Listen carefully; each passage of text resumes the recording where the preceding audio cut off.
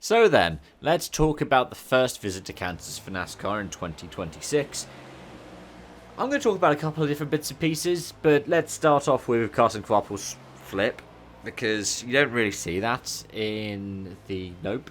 And it's nice that we can just call it the Nope now. I think I said about that during my Bristol review. It's like, oh yeah, NASCAR O'Reilly Auto Parts abbreviates as Nope. But yeah, good to see he's okay. But also, those kind of flips we don't tend to see in those cars. There's something that became affiliated with the next gens. I mean, for the first time after COT, really. But yeah, good to see that he was okay after that. Let's talk Cup, though. Because, well, Denny Hamlin had a lot of words to say after the race. He didn't say an awful many, but he did curse out Cody Ware, who span just before he was going to get the white flag, and would have won. Goes to overtime. Tyler Reddick comes through. I mean, Larson gets through first. Then Reddick gets through and gets through on Larson. And then Briscoe gets through on Hamlin as well. It was an impressive run by the Toyotas, as could be said for a lot of this season. All 423.11 cars get into the top 15. The 67 in 15th, the 35 in 14th, the 23 in 5th, and yet another win for the 45. Is it, 5 out of the first 9 points paying races of the year? It's just otherworldly. Like, we get the change out from the playoff system to the postseason chase, and all of a sudden we're seeing just this sheer level of dominance that, if he keeps it up at this rate, I mean, he'd probably win the title before Homestead, but if it was a full season, he'd probably wrap it up, around full Dega? It's madness, absolute madness. Only led 10 laps in the day as well. For the pole sitter, that is mad. Kyle Larson overtook Harvick to become the person with the most laps led at Kansas as well. But it was Denny Hamlin's day in a way. Leads the most laps. Doesn't get the fastest lap, that goes away with Christopher Bell, who himself had some rotten luck. Ends up the worst of the JGR cars, yeah. Because Ty gets another top 10. The top 5 runners is an end, but it's yet another top 10. And it means that there are just so many different stats that we can talk about. And with that, we are just going to pivot over to the stats, right? So, Denny Hamlin's led the most laps in the year and is second in the standings. Still over a race behind Tyler Reddick. Tyler Reddick's lead, by the way, 105 points. He's led 199 laps. Hamlin, 575. Kyle Larson, I think, has the second most laps led at 499. Ryan Blaney has more laps led than Tyler Reddick this year.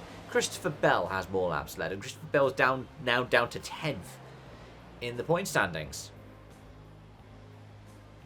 But you look at some of the runs we've seen this year.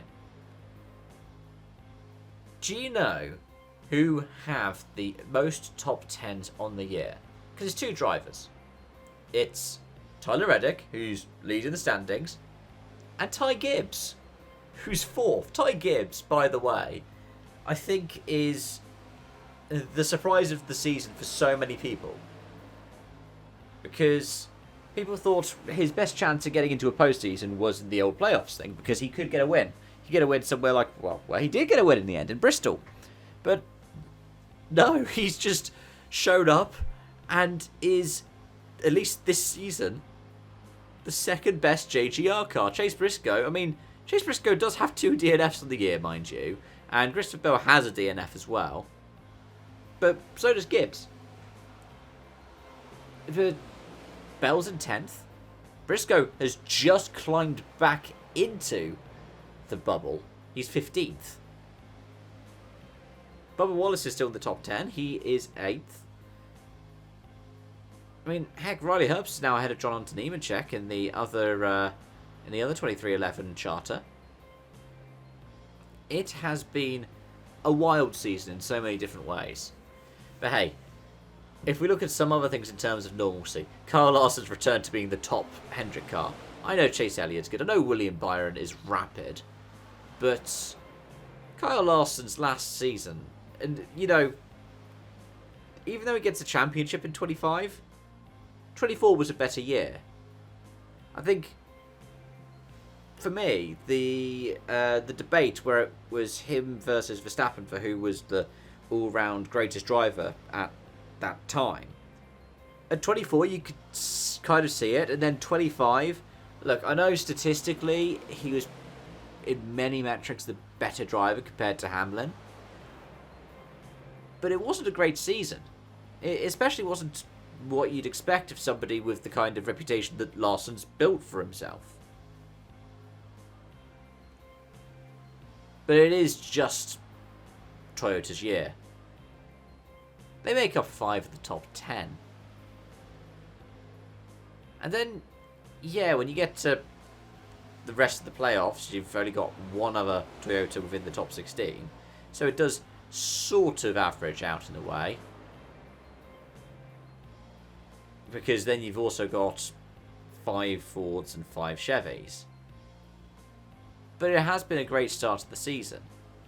When you look at the Chevys that are inside the top 10, they're all Hendrick. You then got the 2 Spires of the 77 and the 7 in 12th and 16th. And hey, poor SVG has just dropped outside of that. What happened with Trackhouse on that day, man? Like, we look at the results, and SVG is 36th. Let's go a bit further up. Zilich, 29th.